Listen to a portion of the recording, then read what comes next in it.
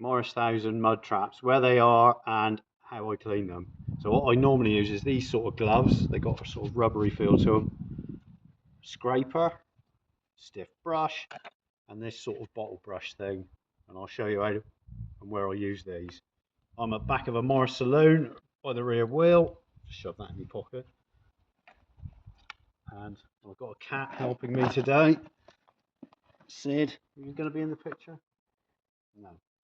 So I'm going to take the scraper and I'm going to put my hand underneath and I'm going to scrape all the dirt off all the way through, getting off inside the wheel arch. And I'm going to work the other side on the body, mind the wire by the rear tail light. And I'm going to get in with my hands. I'm going to clean the seams where all the bolts are that bolt the wing onto the car and get all that dirt off, right up to where the leaf springs hit. I'm going to work all my hands around there, getting all the clinging off dirt off. Now I'm going to go down by the lights with my stiff brush. You can hear the dirt falling off. Every crevice you'll find is a mud trap on a Morris. And in Britain, where it's nice and damp because it's in the middle of August, as you can tell by the cloudy skies, you need to keep them clean.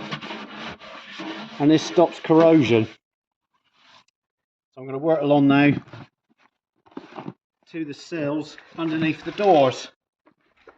And I'm going to use a stiff brush all the way along up to this jacking point, all the way back.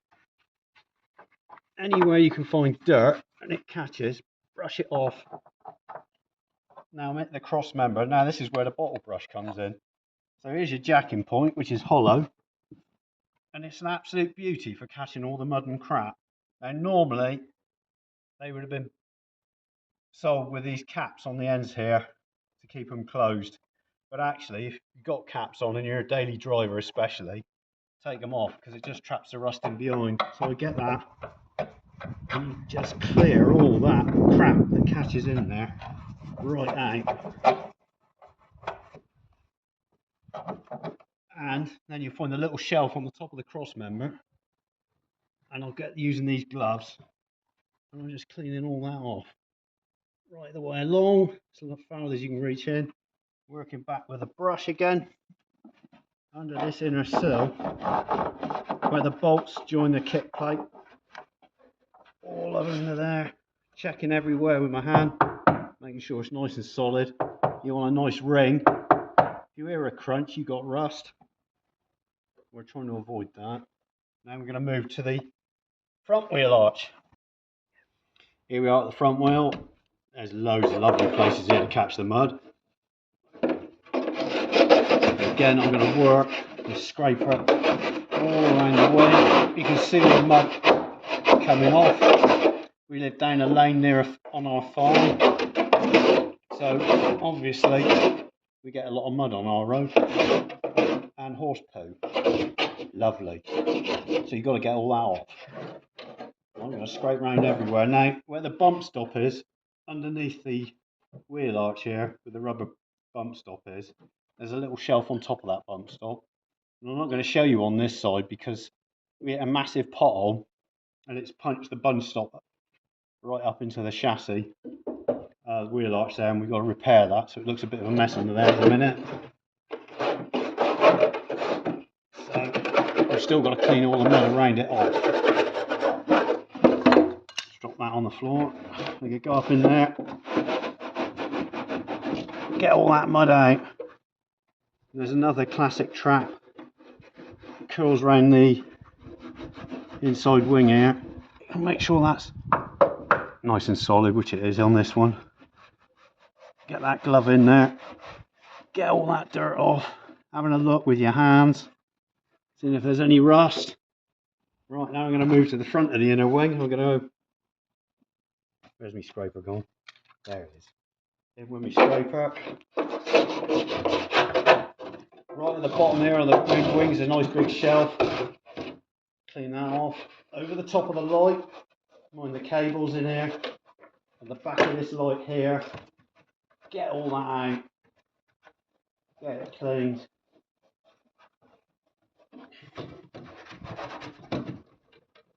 There we go. Let's get all the mud out.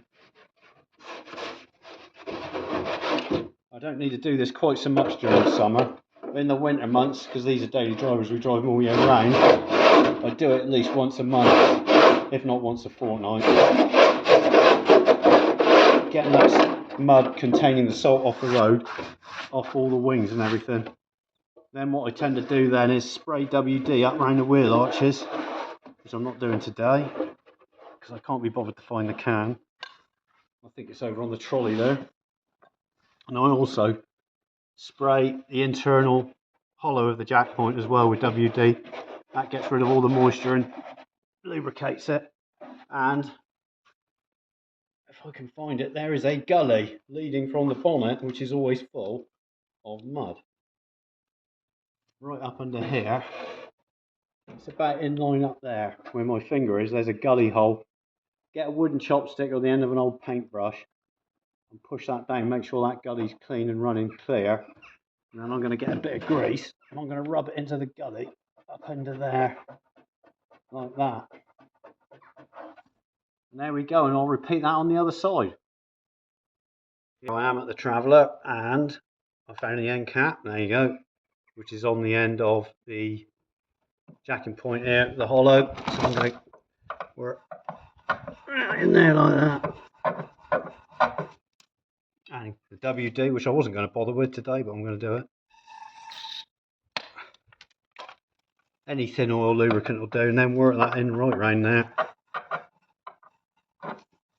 So I'm not going to put that back on because I like to air my jacking points and keep an eye on how much mud's in there.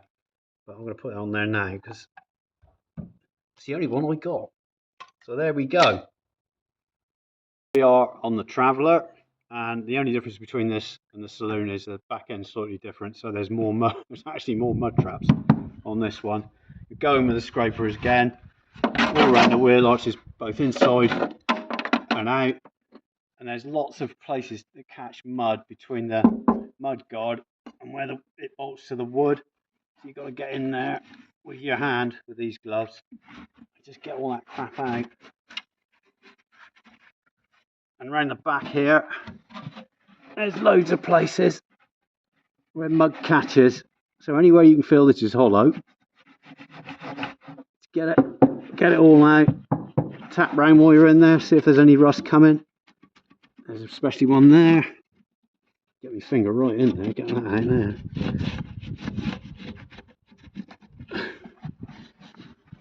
Yeah, there's loads of it. There you go. It's all coming off. I'm going to give this a good clean, this one, because we're going to underseal all of this over the next weekend before winter hits. You repeat the same process as you do on the Saloon for the rest of it. Just get all that mud out.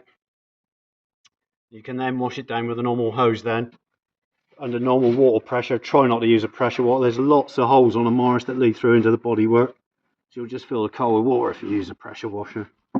So avoid that, but you can wash it down with a normal hose with a spray attachment on it. It's not too bad then. I tend to just do it dry. Just get all that mud off.